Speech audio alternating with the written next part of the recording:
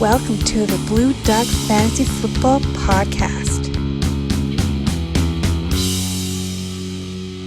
And welcome back to the Blue Duck Fantasy Podcast. My name is Ben, and here, as always, the man we call Matty Nice. Matt, welcome back to the program. Thanks for having me. We're going to be doing our last preview. We're going to be doing the West today, the AFC West and the NFC West.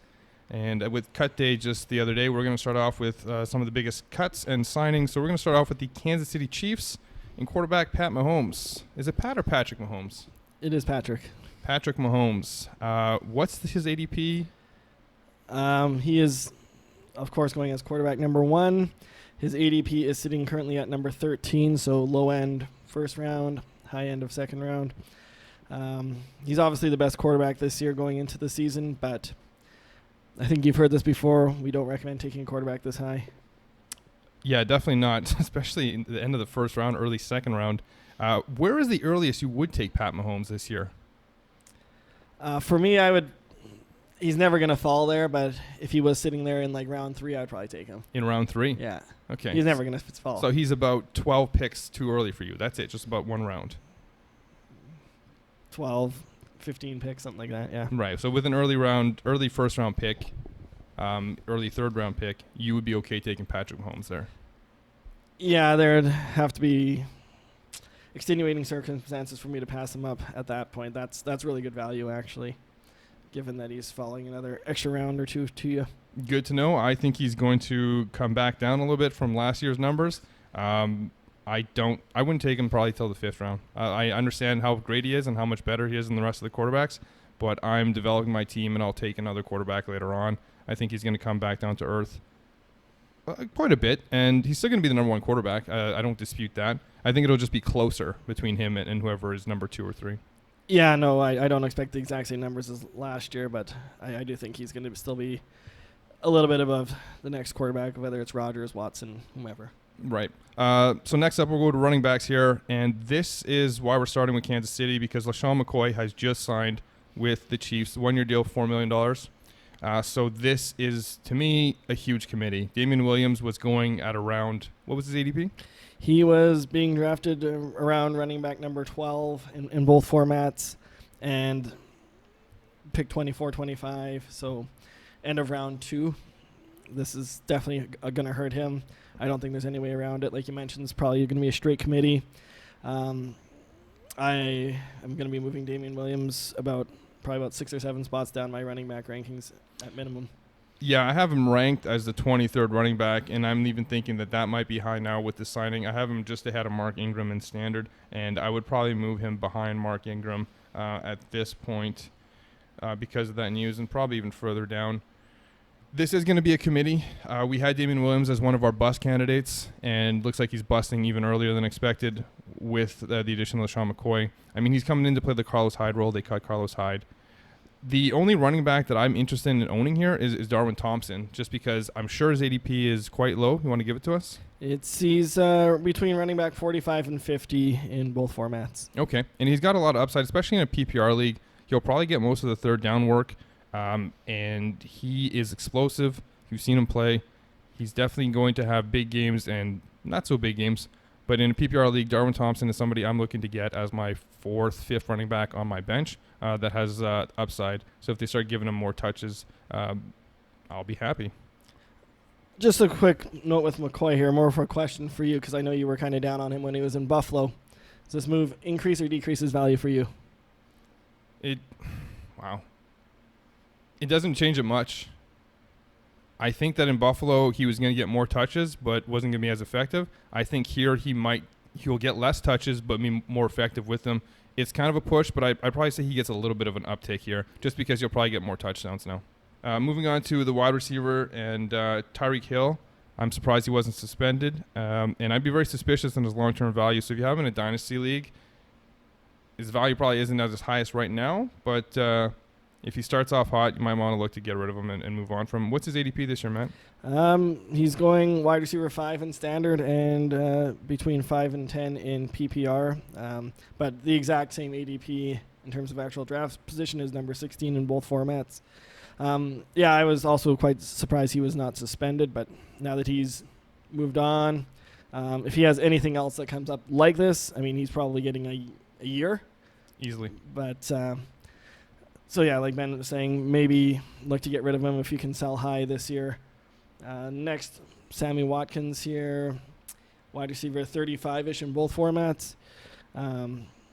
Not really somebody I have a lot of interest in. I had a lot more interest when Tyreek was uncertain. And lastly here, Mecole Hardman. This is somebody I'm willing to take a flyer on at the end of the draft. I think he's got a lot of talent, and he could very easily replace Tyreek next year. So, of course, that's more for dynasty purposes. Sorry, what was the ADP on Mecole? Wide receiver 60 and 57 on standard. Okay, that's about where we have him ranked here on BlueDuckFantasy.com. In standard, I have him at 55, and you have him at 60. And Sammy Watkins, we have at 34 and 32, and that's around where his ADP was. Yeah, so none of the players for Kansas City seem to be either overvalued or undervalued. These all seem to be fairly valued. Sammy Watkins, if he gets hurt, that's going to open the door for Mecole Hardman. So Mecole Hardman is your best bet to outperform his ADP at where he's going. So he's the one I'm most interested in. I'm not going to pass on Tyreek Hill, especially in a standard league. But we'll see what happens with that. Moving on to tight end, Travis Kelce. To me, he's the easy number one tight end. He's a late second-round pick for me. If he's there in the third round, I'm definitely taking it. I don't think he'll be there even in the second or the third round. Matt, what is his ADP and how high are people taking him this year? So, of course, he's going to be tight end number one off the board. For standard, he's going currently at number 20. And on PPR, he's going number 13. So just late first, early second, of course, depending on how many teams are in your league. Of course, yeah, he's going to be number one tight end for me as well this year. I likely won't get many shares of him. I won't be taking him at the end of round one or even mid-round two. Yeah, outside of an auction league where you can kind of set the value and go at your own pace there, that ADP is too high for me. There's so many great players there, so many great wide receivers that are going to be there. I'm taking them ahead of him. As great as he was last year, we talked about Patrick Mahomes regressing a little bit. Most likely will affect Travis Kelce as well. That's going to do it for the Chiefs, and we're going to move on to the Broncos and new quarterback Joe Flacco, who isn't in our top 25 quarterbacks, so I'm wondering if his ADP is reflective of that or if he's actually being drafted because of the little bit of the name value that he has. No, he is outside the top 25 in quarterbacks being drafted. He is above 30, but he's sitting at number 28. So we've kind of said something like this before with a lot of quarterbacks. Not somebody you want to be a starter even in a 2QB league likely. He's going to be your bye week or injury replacement as your third quarterback in those kind of leagues. Otherwise, he's not being drafted. Yeah, he'd be a weak second quarterback in the two-quarterback Superflex league. He's not going to be terrible, but he'll be borderline startable as a top 25 guy every week, but probably not quite there. In the two-quarterback league, you're going to want to get some better guys than that. For those of you thinking, maybe Drew Lock, who's currently on IR, will come back and steal this job and then have a bunch of value, you're at least a year early. That's not going to happen this year. Don't even look at Drew Lock in redraft leagues. In Dynasty, fine, but not in a 2019 draft league only. Running backs, we have Phillip Lindsay and Royce Freeman. Phillip Lindsay looks explosive, but he's an undersized back, and he's an injury risk. Freeman, who I didn't like last year, looked absolutely slow and just looked like he was a plotter. Watching him in the preseason, he looks a lot more explosive than last year. He had a lot of carries in college, a lot of touches, and he had a year off basically to let his legs heal up and get fresh again. So I like both of these guys this year. I expect it to be more of a split. Matt, what's the ADP on this, and what do you think of these guys? Yeah, it is sounding like it's going to be a committee here, almost 50-50. So it's probably somebody, guys, I'm not going to be taking unless there's really good value here. But anyway, with Lindsay, you're looking about running back 25 in both formats here, and Freeman, you're looking about running back number 40. So Freeman would be the one I'd be more likely to take. I don't think I'd get Lindsay at pick 51, 52, which is where he's going. I'd go in the hundreds for Freeman, and that's okay to me. Sorry, you said the ADP was 40 or 50? 40. 40. Yeah, so again, just in line with our rankings here, I have Freeman at 39 in standard, and I have Lindsay at about 28, so there's not much value in either of those plays. I would have thought that Freeman would have been going a little bit lower, but unfortunately he's not. So if you're going off my draft rankings at BlueDuckFantasy.com, you're not going to get much value out of him. Cortland Sutton, my sleeper of the year. What is his ADP to start off with? He is going just past wide receiver number 40. in both formats. So what a steal. So yeah, there's not a lot of buzz around him outside of this room here. I have him ranked 27th in standard. You have him ranked 31st in standard. Clearly copying my rankings again. But as he's going wide receiver 40, I think he has top 25 potential. That'd probably be his ceiling. But there's no way he's not going to be around the 30 spot. So that's 10 spots ahead of where he's being drafted.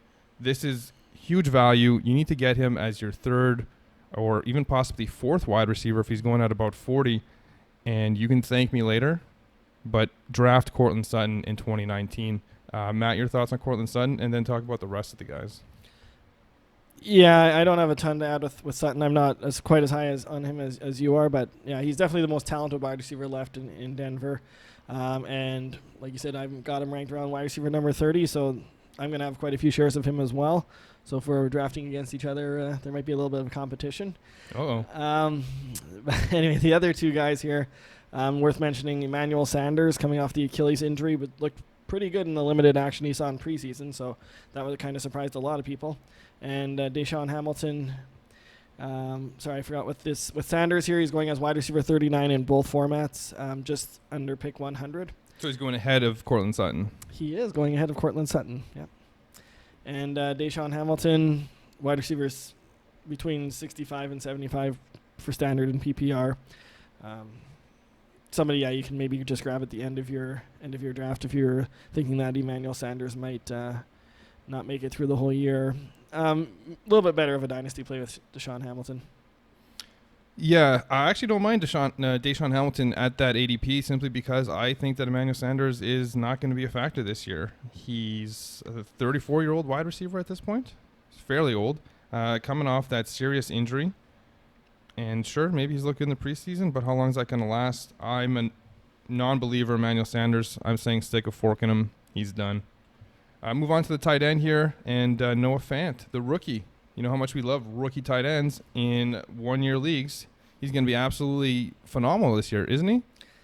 No. What's his ADP, and why should you not draft him? He is being drafted about tight end number 20, so he's not really being taken in many leagues anyway. But yeah, rookie tight ends are someone that generally don't contribute a lot. Not even a great situation. Like Flacco's not that great of a quarterback. There's other weapons around him. They're going to rely heavily on the run. Fant has a lot of talent, don't get me wrong, and in dynasty leagues, I'm definitely will be someone looking at him, but not this year for me on Fant, even at that ADP. Yeah, especially in dynasty, I'm a big fan. I have him as a top 10 pick this year in a rookie draft, but I don't see it happening this year for him. I actually don't mind tight end 20. That seems about right. He's not going to be a starter, but if you're in a really deep league that for some reason drafts two tight ends, you know, he might have some big weeks where you like him. But as a bye week replacement further in the season after he's developed a little bit, I'd be okay with him for 1 week. But it's definitely not somebody I'm drafting in any league because I'm not drafting two tight ends in any leagues that are just for this year. Anyways, moving on to the Charger and good old safe, boring Phillip Rivers. What's his ADP? He is quarterback 17, pick 116. I'm okay with him here. I'm very comfortable running Phillip Rivers out every week. He is not the sexy pick, but he is going to be very reliable for you. He's probably going to get you about 20 roughly fantasy points per week. Not a whole lot to say about him, honestly. Like, he's done the same thing year in and year out for, 10 years almost, it seems like, anyway. Yeah, and he's gotten more weapons as well, right? They added Keenan Allen a while back. Now they got Mike Williams added. Melvin Gordon's been on the team for 3-4 years. Austin Eckler showed last year what he can do in the pass game. Hunter Henry's coming back. Sure, they lose Tyrell Williams. But I like him this year. I have him ranked 11th. You have him ranked 14th. So we're both ahead of his ADP on him. And he's definitely one of the guys that we're happy to get at quarterback in the double-digit rounds. Let's talk about the man whose jersey is hanging in the back here, Melvin Gordon. What's going on? You got some insider information for us today? Just that he's been allowed to explore trade options now. So, I mean, he may not end up being in LA for much longer. Obviously, that's going to affect his ADP one way or the other, wherever he ends up. Or if he just ends up sitting out, of course, not much value this year at all. But if he's staying out until week 10. But he is currently being drafted around running back number 20 in the late 30s for his ADP. So people are still willing to risk a third-round pick on him, it looks like. That's quite risky, and it's tough to not rank him fairly high because it just hasn't been decided yet. But we're days away, like less than a week away from the first game of the season, and exactly a week away from their first game. So there's still time for this to get done. But one of the worries that I'd have is he's missed training camp. It's the same thing with Zeke. When running backs miss training camp, their bodies just aren't ready for the vigors of the NFL week-to-week play. And they're going to get off to a little bit of a slow start and might not recover, or they might recover. At this point, Melvin Gordon is not somebody that I would draft in the first 3 rounds in a 2019 draft. I would be looking to get him possibly in the 5th, but I don't see him falling there. Somebody's going to take that name value and bank on him coming back. But I see him coming back maybe week 10. And if they even play him then, like they might not just give him any touches. They might say, listen, we're going with this guy. You're just going to factor into this committee. So I do like the other players on this team if this deal doesn't get done. And that's Austin Eckler and Justin Jackson. What are the ADPs on them? Running back number 30 for Austin Eckler-ish, give or take 1 spot on standard and PPR. And around running back number 55 for Justin Jackson. Justin Jackson, I think, has got quite a bit of value at that spot, especially if this Gordon thing doesn't get resolved and they end up having to use him quite a bit. Eckler, around running back 30, that seems appropriate for him. I think I've actually got him a little bit lower than that, but do you have our rankings on Blue Duck Fantasy up right now? Yeah, I have the rankings on BlueDuckFantasy.com up. I have him 31st, and you, of course, copied me, and also on 31st in standard. In PPR, I'll bring that up. You have him ranked 30th, and I have him 29th. So you changed my ranking just a little bit to make it look not obvious that you copied it. That's okay. What about Double J here? Justin Jackson. I love Justin Jackson. You know what my ranking is on Justin Jackson in standard? Try and guess. 38. 26. Wow. Yeah, I love Justin Jackson. He was one of our sleepers. He's a 3-down back. And like someone spoke about earlier, Royce Freeman, he also had a lot of touches in college. And he had a year to rest his legs last year. He's a 3-down back. They're going to use him in the Melvin Gordon role, and they're going to let Austin Eckler play the Austin Eckler role. That's, of course, if Melvin Gordon doesn't come back till week 10, which I believe is what's going to happen.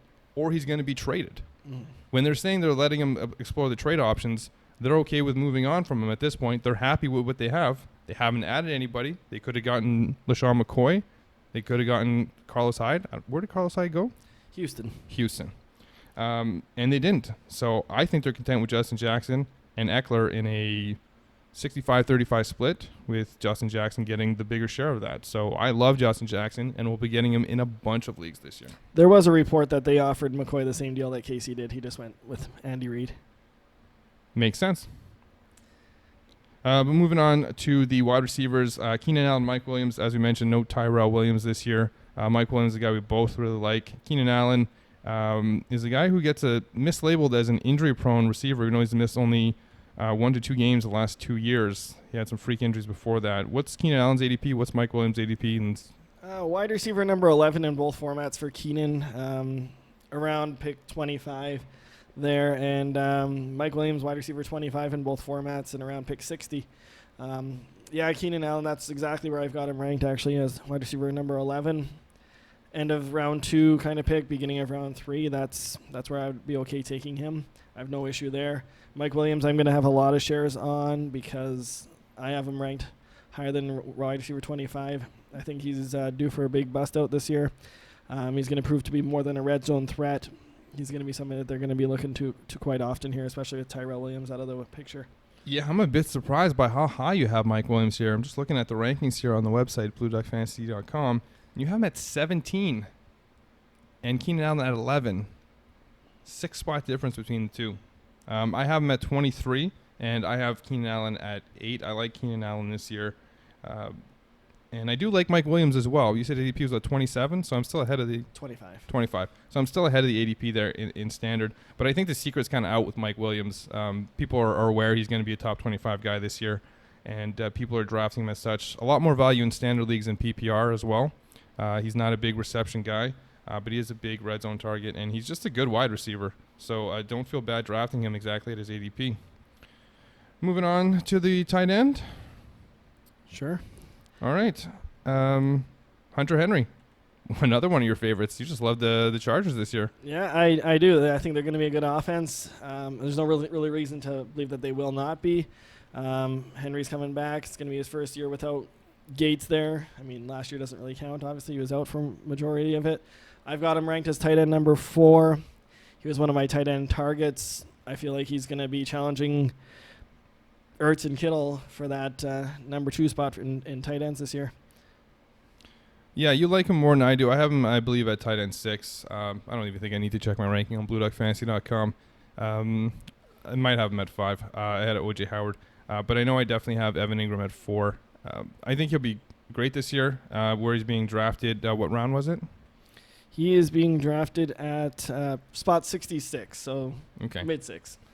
And that's not bad, because if you got your 2 running backs, 2 wide receivers, and your flex, nothing wrong with going tight end with your 6th-round pick there. So I definitely don't mind him at that ADP. I'll have shares of him for sure this year. All right, moving on to the Oakland Raiders. Hard Knocks. Playing on 80-yard fields. Quarterback Derek Carr had somebody tell me the other day that he was going to be top 10. I laughed a little bit, but they were a huge Raiders fan, and they said, watch, you'll see. And I said, I like the moxie you got there, woman. So where's Derek Carr's ADP? He is being drafted as the 22nd quarterback off the board. He's definitely somebody I'm okay with in a 2 QB super flex situation. I am okay with having him as my second quarterback, but obviously 1 quarterback leagues, I'm not drafting him because I don't draft backup quarterbacks. Yeah, I'm just going to echo exactly what you said, and we'll just move on to Josh Jacobs, the running back that I haven't seen on Hard Knocks and I haven't heard anything about since he was drafted. Rookie out of Alabama. What's his ADP? Running back 18, 17 in standard and PPR. Low 30s is where he's going, so people are spending early 3rd-round picks on him. Probably going to be their second running back on their team at that point. Could be first, obviously. He's somebody that Gruden is going to give him the ball. There isn't a lot of competition there for carries either. Richard's there, but he's more of a pass catcher. He's somebody I'm okay with as a second running back. That's right in line where I've got him on my rankings on Blue Duck Fantasy. Yeah, Jacobs is going to get a lot of touches this year. Yeah, I'm quite high on him, actually. I have him at 13 in standard because I know Gruden's an old-school coach. When we talked about the Lions, we talked about how this was an old-school offense, 1 running back, 1 wide receiver. I mean, the Raiders are an old-school offense with an old-school coach. He's going to feed the running back just like he did with old Cadillac Williams back in Tampa Bay. Ran him into the ground, and he's going to throw it to Antonio Brown. So I like him a lot this year on the volume. I am a little worried that I haven't heard any news about him or seen anything about him in the preseason. Makes me think they're hiding something, so I'm a little skeptical, but I'm still going to be drafting him as a top 15 running back in 2019. Jalen Richard, what was his ADP? Because he's a guy I like in PPR leagues. He's going around running back 60, so you can essentially grab him for free at the end of your draft. He's picked 200 in PPR. Right, so 12 teams, that's 5 running backs each, getting Jalen Richard. Value only in PPR. I'm assuming he starts as a 3rd down back, but then eventually loses touches, to Josh Jacobs as they become more comfortable with him in the passing game because he was decent out of the backfield at Alabama. Gruden might punch both of them. Gruden might punch both of them, or knock on wood if you're with me. Moving on to Antonio Brown. How's that helmet situation going? I don't think I've heard that he's still not necessarily happy with it, but I guess he's playing with them. So it looks like he's going to be a player this year with whether or not he likes that helmet. He's being drafted and still inside the top 10 wide receivers this year. Picks 20 to 25 in standard and PPR. So people are willing to spend that late 2nd round pick on him. Yeah, that's okay for me. I'll double check my rankings with him, but I believe I've still got him in the top 10. Yeah, we're pretty consensus on it. We have 9, 10, 10. You are 10, I'm 9, and Mr. Black is also at 10. Tyrell Williams is an interesting play here, or at least he was while Antonio Brown was going through all this and threatening retirement. We're both comfortable with Antonio Brown, and he's going to get fed. Tyrell Williams is going to be the 2nd wide receiver there. What's his ADP, and is he worth drafting? Tyrell Williams is being drafted as 55 in PPR and just under 50 in standard. Honestly, for me, this is a no. I'm not going to have him this year, likely. Of course, if he falls a little bit further, then sure. But at that ADP, I don't think I'll be taking him. I just, like you mentioned there, they're going to just try to force it too much to AB for me. I feel like there's actually big value. And no, he's more of a deep threat than anything to me. What about the handcuff value that Tyrell Williams brings here? Is there any wide receiver that has more value than him if Antonio Brown gets hurt? Like, not saying in the league, I'm just saying as a backup wide receiver that you can grab at spot 50 or later in your draft that with one injury becomes a top 20 guy. Can you think of anybody else? Because I can't. Like, I'm thinking in New Orleans, maybe Tre'Quan Smith. But Tre'Quan Smith hasn't proven yet, and Ginn will probably get a lot of those touches there. Sorry, those targets. Targets, yeah. So there is value there in that case. So if you're in a deeper league and you drafted Antonio Brown, he's probably worth handcuffing. You know, you had the helmet issue. You had him burn his feet in a cryo chamber. It seems like things are going the wrong way for Antonio Brown. Again, we still believe in the talent, still believe he's going to be a great wide receiver this year. But he is, 31, 32 now. He's getting a little bit older. An injury becomes a little bit more likely at that age. So obviously hope it doesn't happen, knock on wood. But yeah, Tyrell Williams definitely has that handcuff value. I don't see wanting to grab him because he's going to be a safe guy. No, it's purely handcuff value where I just want upside if there's an injury. And more than likely, I probably wouldn't draft him, but just look to pick him up if I hear any rumbling about something going on with Antonio Brown, which I'm sure we'll hear week in and week out. Yeah, I mean, he's going in the 12th, 13th round, so it's not like a ton of value on Tyrell right there. Should we mention Hunter Renfrow, the rookie out of Clemson? I think he looks like he's about 40. And he's probably a little bit older as well. Played 4 years there. To me, he's a PPR play only and only in a deeper league. I'm sure the ADP is outside of the 200s for him. Yes, he's wide receiver 86 in PPR, which is the higher of the two numbers, and that's 288th overall. Yeah. So, yeah, he's really not being drafted. More of a guy that you're not going to draft, and if he ends up having a couple good weeks, you're going to be rushing to the waiver wire to pick him up in PPR leagues. Moving on to Darren Waller. If you've been watching Hard Knocks, incredible story about him. Unfortunately, I don't believe he's going to be doing much this year in Oakland. Matt, your thoughts here, and what's the ADP on Darren Waller? Yeah, he is getting some buzz for sure, but it's not somebody I'm going to be drafting. But his ADP is past tight end 20, so in majority of leagues he's not being drafted past pick 200 as well. So not really somebody to, if he comes out and does well in the first couple weeks, sure, go pick him up and see what happens there. There you have it. Don't draft Darren Waller. Wait and see with him. And if you're weak at tight end, somebody you can look to pick up in the early weeks if he starts going. But let's move on now to the NFC West. And number 1 overall pick, Kyler Murray, who I have marked down here as being the opposite of Phillip Rivers. There's no guarantee you're going to get anything out of him, but he's a sexy pick. Matt, what's the ADP on Kyler Murray? He is going as quarterback number 13 currently at pick 107. It's just a little bit too high for me right now. I'd have to see it. This is somebody that I would take if I go through my draft and I am not overly happy with my team and I feel like I need a boost, and there's a safe guy like Rivers and there's a big risk reward play here like Kyler, then I'll take him. But otherwise, I probably won't have much with him. But, of course, in Superflex, 2 QBs, for sure, high-end quarterback too. Yeah, I actually think that's a really good point when you're saying you go through a draft and you look at your team and you're like, wow, I killed this draft. My running backs are solid. My wide receivers are great. You don't need a quarterback like Kyler Murray to put you over the top. You grab yourself a guy like Phillip Rivers to make sure that you get those points. So if you go through your draft and you just like, man, I should have picked this guy here, should have picked this guy there, and you're unhappy with your team and you need those points, you need the huge boost, then Kyler Murray's your guy. He has the potential to be, I'm not going to say Pat Mahomes from last year, but something like that where you're drafting him fairly late and he has a lot of upside, but he just has a lot of downside as well because we don't know what we're getting with him. He's looked good and he's looked bad in preseason. It's a big risk with Kyler Murray, and if you want that risk, or if you have a team that needs that upside, then by all means take him. If not, take somebody safer. Let's talk about David Johnson. What's his ADP? I'm sure it's moved up with the Ezekiel Elliott news of him holdout and the Melvin Gordon holdout. Where is he being drafted? He's still being drafted as the 5th running back after Zeke, and pick number 6 off the board here. So I'm guessing that other player is probably DeAndre Hopkins. I'm going to guess. I don't have that right in front of me here, but DJ, there's not a ton to say about him. We know what he is. He's great. Was held back by a bad offense and a bad O-line last year. With Kyler, they're going to be probably throwing to him quite a bit as well. I think DJ's going to be in for a big bounce back, even though he wasn't even that bad last year. He just seemed like he was worse. He didn't meet expectations, we'll say, last year. Yeah, and it's not like he had good games and bad games last year. He was just kind of underwhelming every week for where you drafted him. Still living off that big 2016 season, I guess it is now.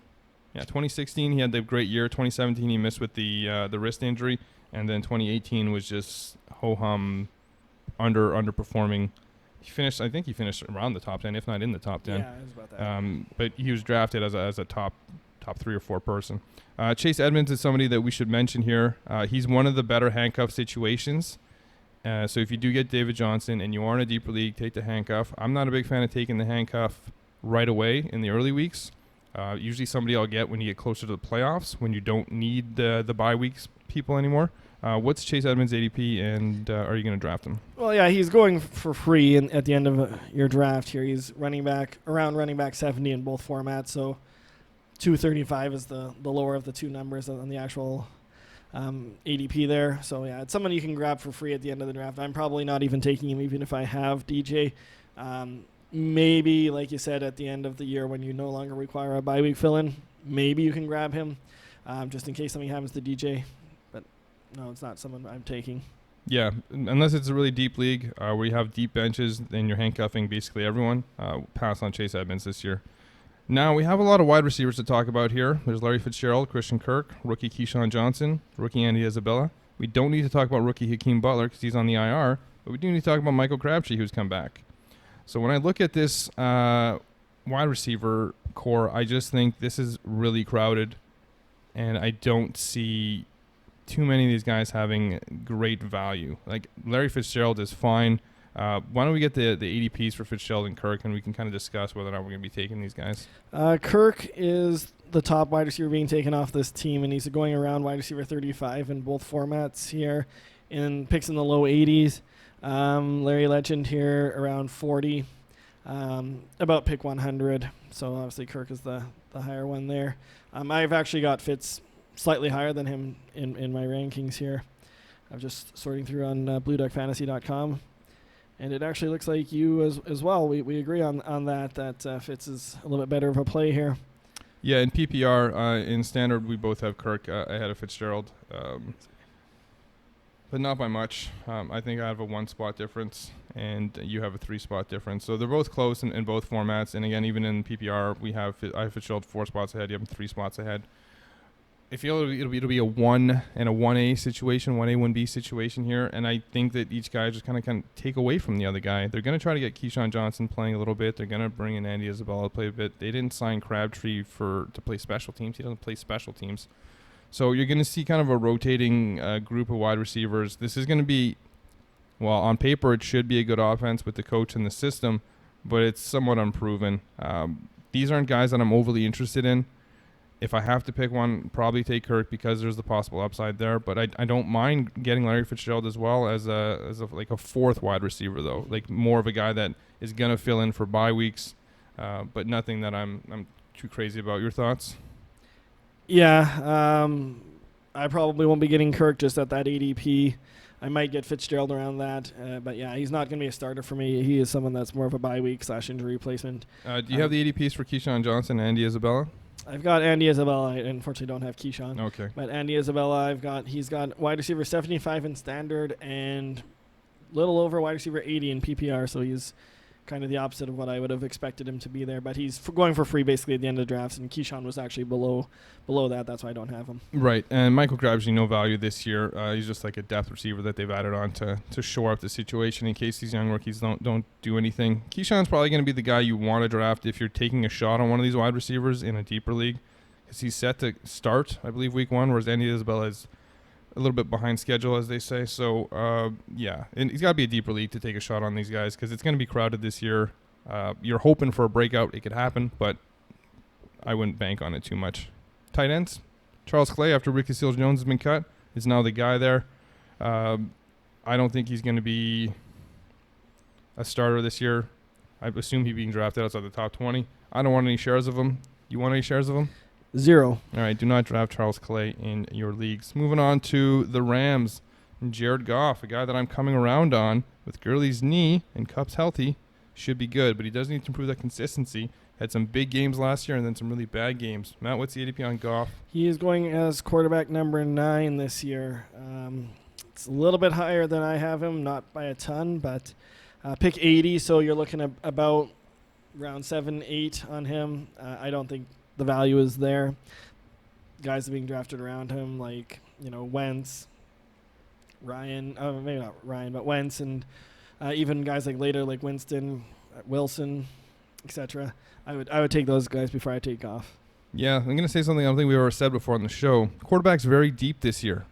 You don't need to go and reach for somebody in 8th or 9th round that you like.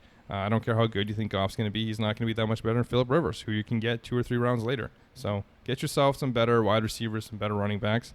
Maybe you're grabbing a tight end there like Vance McDonald. I don't remember what his ADP is. I'm just throwing out a name that might be there in the 8th. Should be there in the 8th. It might be even a bit early for him, but an Njoku or something like that would be great.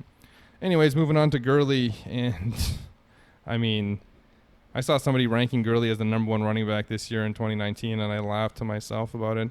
I think he gets on max 15 touches per game. It could be less than 10, or they might just sit him a game or 2.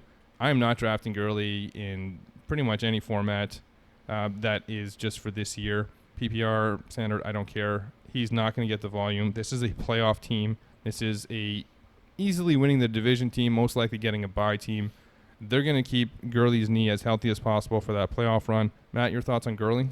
I'm willing to take him at like the end of round 2. I've got him about there. I've got him as my 10th running back still in standard formats here. He is going a little bit above that. He's going as running back 8 and 9, and he's going at the end of round 1, early of round 2, so I probably won't get him.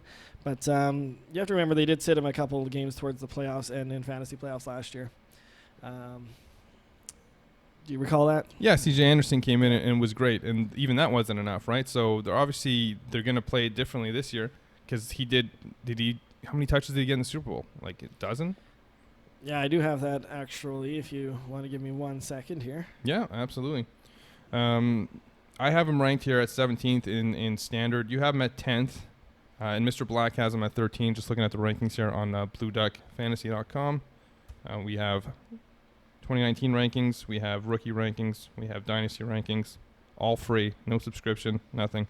I have him 17th in PPR, you have him 10th, and Mr. Black has him 13th, so he didn't change his ranking from PPR to standard, which we didn't move him much either. You didn't either. I moved him 1, up 1. I'm taking guys like Leonard Fournette above him, even Sony Michel, who I like this year.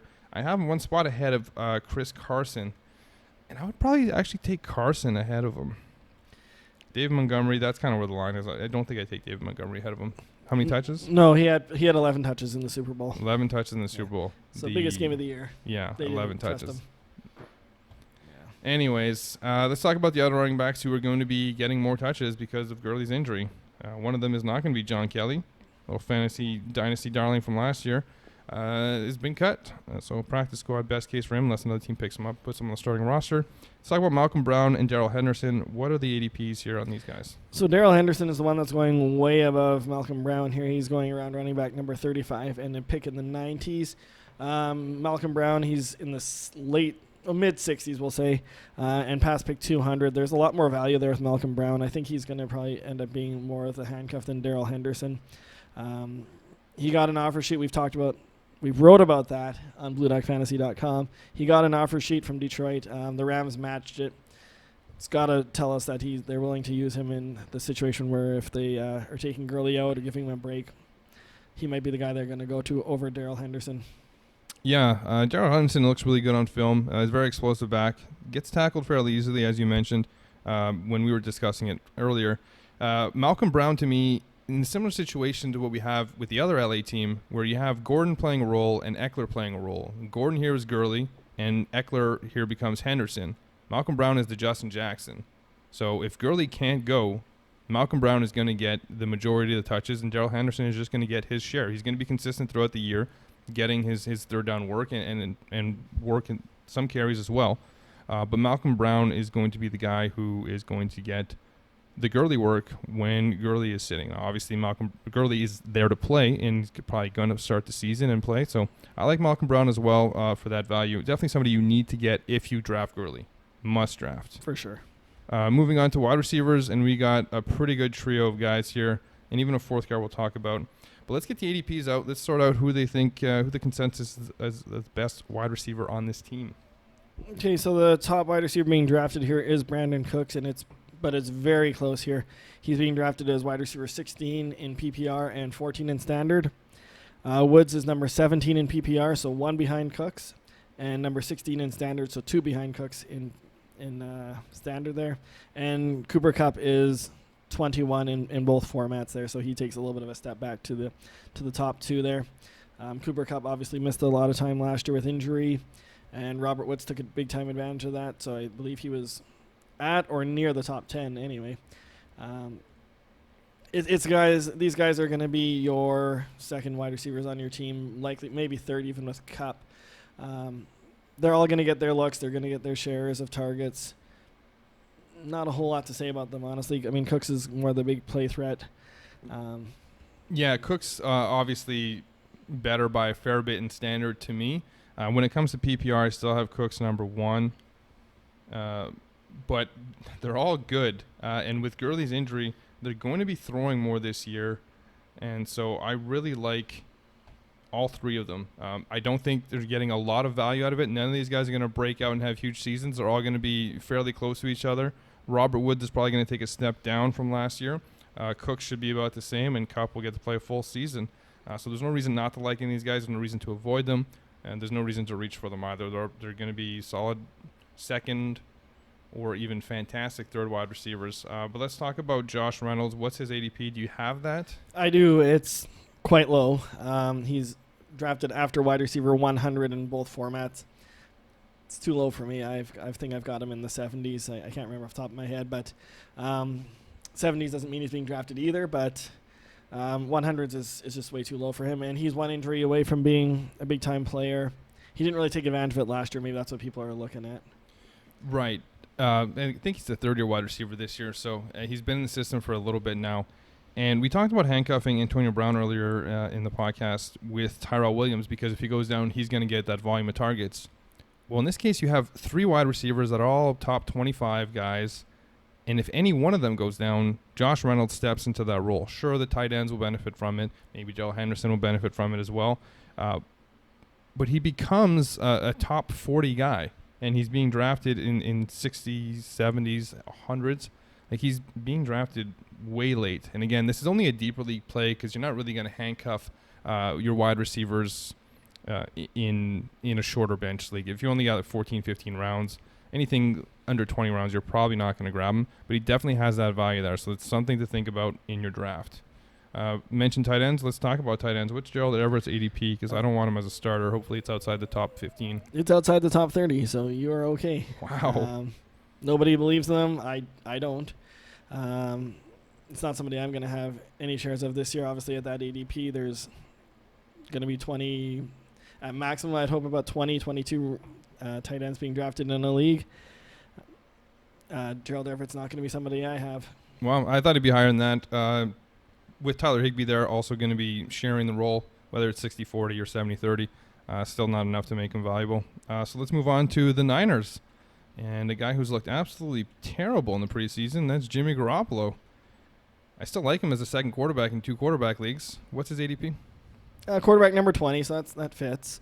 Yeah, he had that one practice that everybody really talked about with the 5 picks in one practice. But yeah, even in the games, he just hasn't looked that comfortable. Hopefully it's something he can get over here because there is a lot of potential there.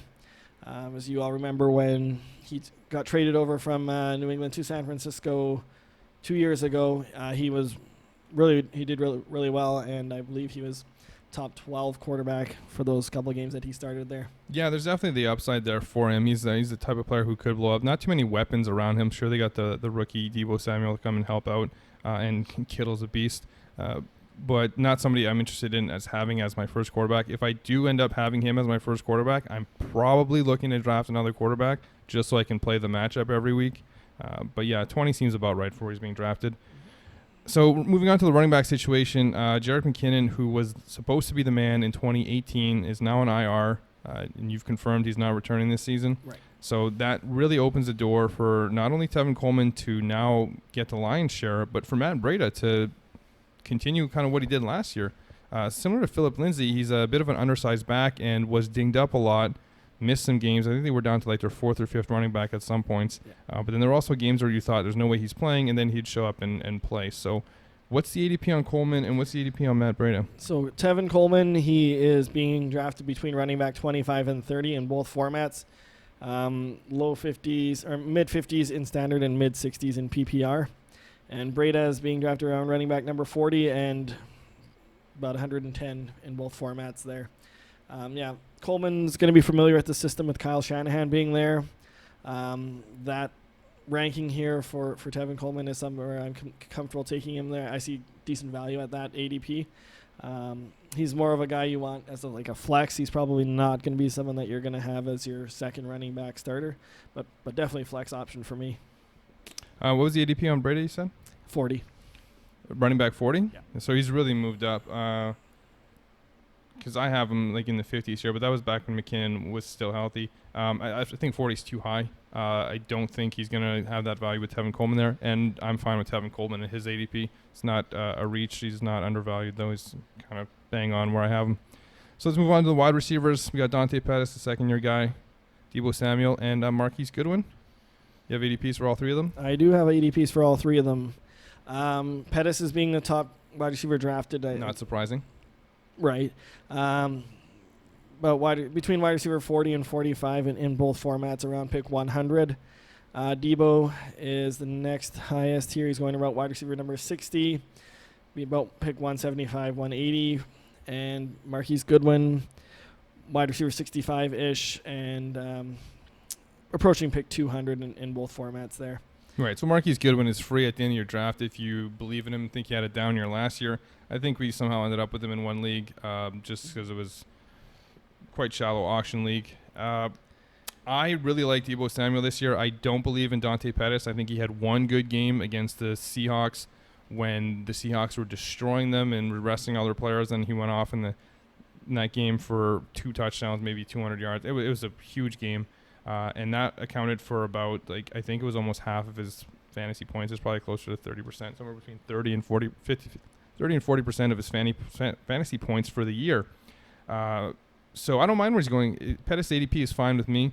He's not a value, but Deebo is the guy I want here. I have him ranked on BlueDogFantasy.com as my 40th wide receiver that I want. I think there's a lot of upside there. I'm a believer in the talent. He was one of my highest ranked rookie wide receivers coming into this year. Like Deebo, I'm going to get a lot of shares of Deebo. Moving on to tight end, George Kittle, a guy who I officially now have as my number 2 tight end over Ertz in both formats.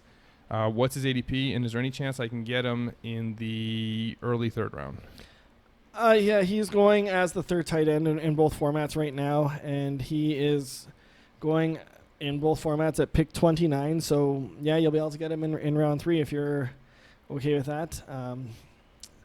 I actually have Ertz ahead of him in PPR, and he's ahead of Ertz in standard there. So, but round 3, mid-round 3, I'd be okay taking him towards the end. I don't know if I would use a high third-round pick on a tight end, especially, I'm thinking Hunter Henry challenges a lot of these guys here.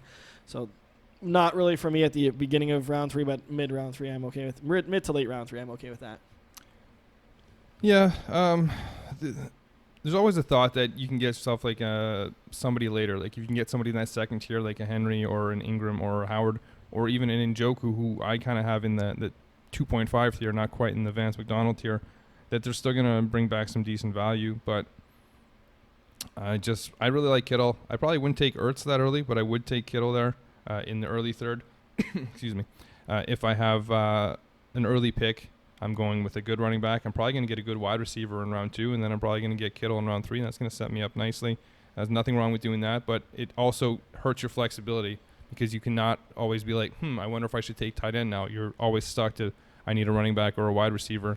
And if you see a good tight end there and no running backs or wide receivers you like, you're not going to take a second tight end. It's just not going to happen. But let's move on to our final team, Seattle Seahawks and Russell Wilson, a guy who I don't care for this year, as he had an almost career low pass attempts last year and almost had a career high passing touchdowns, or actually might have had a career high passing touchdown. So run first team, so expect a lot of regression. He's not going to have that same touchdown percentage for however many passes. I think he was like over 10% last year. It was pretty ridiculous. Matt? Yeah, he had 35 touchdown passes, I believe, for him last year. He's being drafted as quarterback number 8, so pick 82 overall. Pass. Yeah, it is early, but the QB 8, I've got him as QB 9, so I'm okay with that portion of it. But yeah, it's something I'm just going to wait on quarterbacks this year. I think we've mentioned that a couple times in our podcasts that we're waiting on quarterbacks.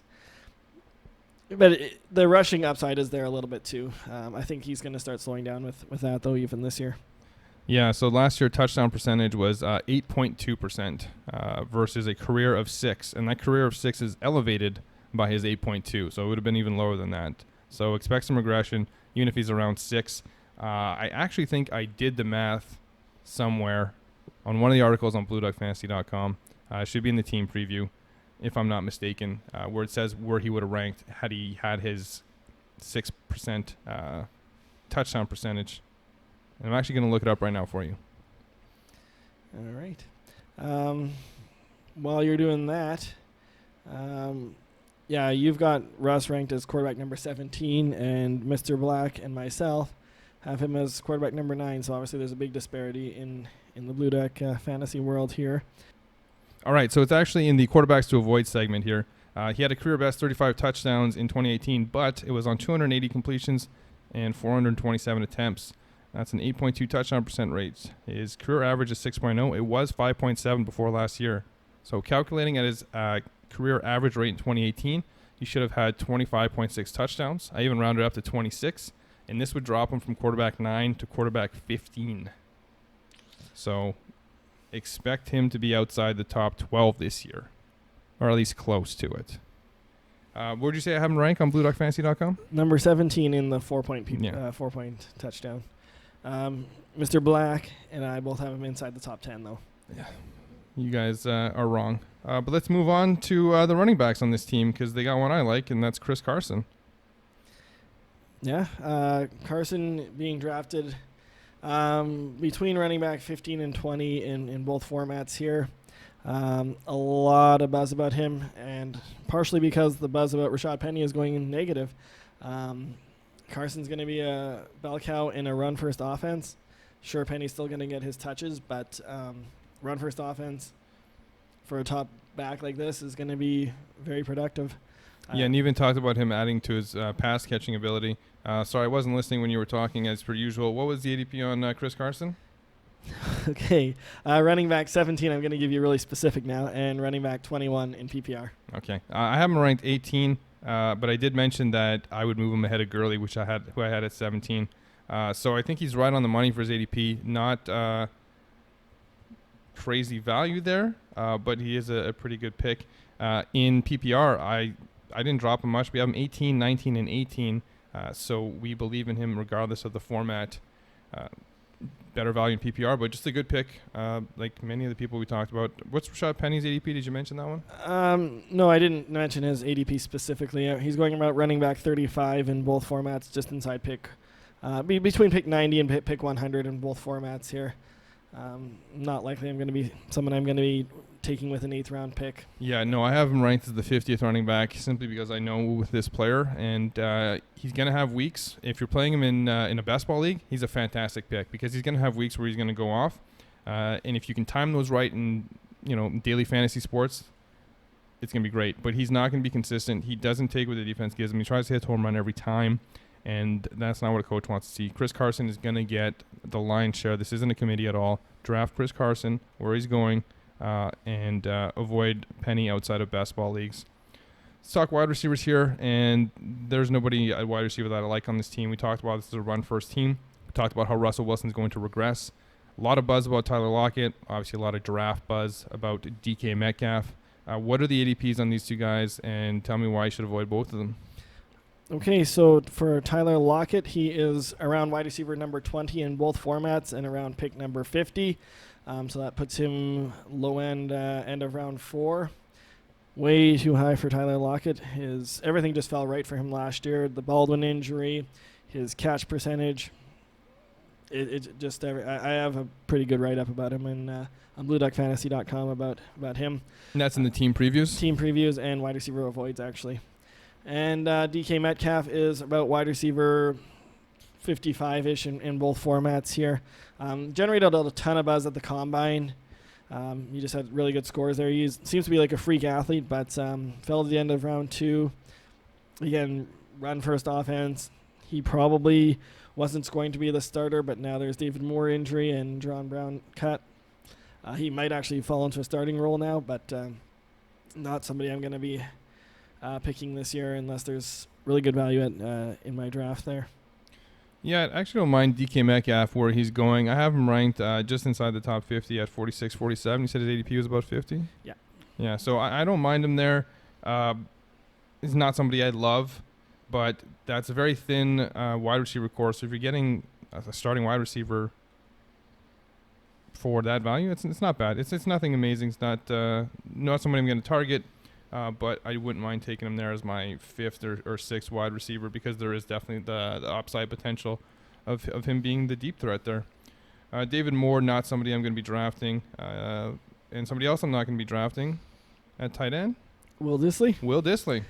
Nope. And he is not being drafted. He's being the higher of the two formats here. I've got his tight end number 33 and pick 306. Yeah, I'm not interested. I'd rather have Gerald Everett. Do you know of any leagues that actually draft 300 players? Maybe a 32-team league. Yeah, we should really get into one of those. Yeah, no, obviously, so Dissly, we're kind of making light of it, but yeah, he's not somebody that either of us want this year. And that's going to wrap up our team-by-team preview for 2019. Wow, this has been fun. It's been a blast. Yeah, do you have anything to add before we go? Just going to thank our listeners/viewers for watching and or listening. Yeah, thanks everybody for tuning in, and that's it.